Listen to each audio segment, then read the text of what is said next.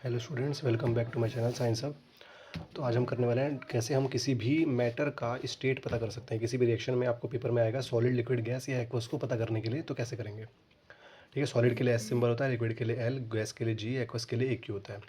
तो सबसे पहली ट्रिक तो ये है कि जितने भी मेटल हैं मरकरी को छोड़ के वो सारे सॉलिड हैं। ठीक है, तो कहीं भी मरकरी दिख जाए तो बाकी मेटल्स को आप सॉलिड लिखेंगे, मरकरी को लेकिन आप लिक्विड लिखेंगे। ठीक है, हमने एक्सेप्शन केस में मेटल नॉन मेटल में ऑलरेडी पढ़ रखा है। ठीक है, जितने भी सॉल्ट्स होते हैं वो सारे सॉलिड होते हैं। तो कहीं भी ये सॉल्ट देखिए आपको FeSO4, CaCl2, ZnCl2, NO2CO3, KBr, NaCl, ZnSO4, CuSO4, ये सारे सॉल्ट सॉल्युबल हैं वाटर में, इसलिए क्या है, सॉलिड है। इसके अलावा जितने भी प्रेसिपिटेट बन रहा है, AgCl पढ़ा हमने, CaCO3 पढ़ा, CSO4 पढ़ा, BSO4 पढ़ा, ये प्रेसिपिटेट है क्योंकि ये वाटर में इनसॉल्युबल होते हैं। ठीक है, जितने भी मेटल ऑक्साइड्स बनेंगे वो भी सॉलिड होंगे। ठीक है, जैसे CaO, PbO, जिंक को किसी भी मेटल को ऑक्सीजन से रिएक्ट कराओगे आप तो मेटल ऑक्साइड हमारा हमेशा सॉलिड होता है। लिक्विड में क्या होगा, ब्रोमियम, मरकरी हमने अभी ऊपर पढ़ा ही था, वाटर तो लिक्विड होता ही है, इथेनॉल लिक्विड होता ही है। ठीक है, अब गैसेज जितने भी नॉन मेटल है जनरली गैस होते हैं। ठीक है, तो नॉन मेटल चाहे नॉन मेटल हो चाहे नॉन मेटल ऑक्साइड हो, वो सारे गैस होंगे। ठीक है, इसके अलावा एक्वस सॉल्यूशन हम कैसे पता लगाएंगे। हमने सॉलिड देख लिया, लिक्विड देख लिया, गैस देख लिया, एक्वस सॉल्यूशन कैसे पता लगाएंगे। तो किसी भी केमिकल में अगर हम कोई वाटर ऐड करते हैं, कंपाउंड होना चाहिए, याद रखना है, सिंगल नहीं हो सकता। जैसे हाइड्रोजन, सिंगल कोई भी हाइड्रोजन अगर मैं लिखूँ तो वो एक्वस नहीं है, कंपाउंड ही एक्वस होगा।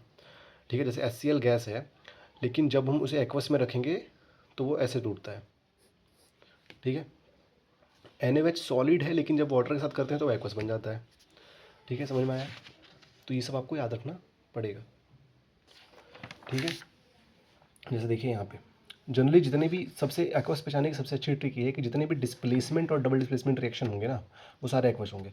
जैसे जैसे ये डिस्प्लेसमेंट रिएक्शन है तो ये हमारा एक्वस हो गया, ये हमारा डबल डिस्प्लेसमेंट है तो ये भी एक्वस हो गया। बस याद रखना कि जहाँ पे प्रेसिपिटेट बन रहा है उसको सॉलिड लिख के बाकी सबको, जैसे BSO4 प्रेसिपिटेट बन रहा है तो उसको सॉलिड लिख दिया हमने, बाकी सब हमारा एक्वस हो जाता है।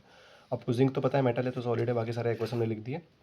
ठीक है, तो एक्वस बस हमारा कंपाउंड होगा। तो जो भी कंपाउंड होता है हमारा डिस्प्लेसमेंट या डबल डिस्प्लेसमेंट में, वो सारे एक्वस होंगे। ठीक है, बस जिसका प्रेसिपिटेट बन रहा है वो सॉलिड है। ठीक है, इसके अलावा डिकम्पोजिशन रिएक्शन और कॉम्बिनेशन रिएक्शन कभी भी एक्वस नहीं हो सकता। तो डिकम्पोजिशन रिएक्शन में आपको एक्वस लिखना ही नहीं है, सॉलिड, लिक्विड या गैस होगा। गैस पहचानना बहुत ईजी है, लिक्विड पहचानना बहुत ईजी है, सॉलिड बचा हुआ चीज़ हो जाता है। ठीक है, इसके अलावा एक्वस हमारा सिंपल है, डबल डिस्प्लेसमेंट और डिस्प्लेसमेंट रिएक्शन हमारा एक्वस होता है। इसके अलावा कोई भी रिएक्शन एक्वस नहीं होगी। बस ये ध्यान रखना है आपको कि डिस्प्लेसमेंट डबल डिस्प्लेसमेंट में कंपाउंड वाला ही होना चाहिए और प्रेसिपिटेट नहीं होना चाहिए, तभी एक्वस होगा। ठीक है,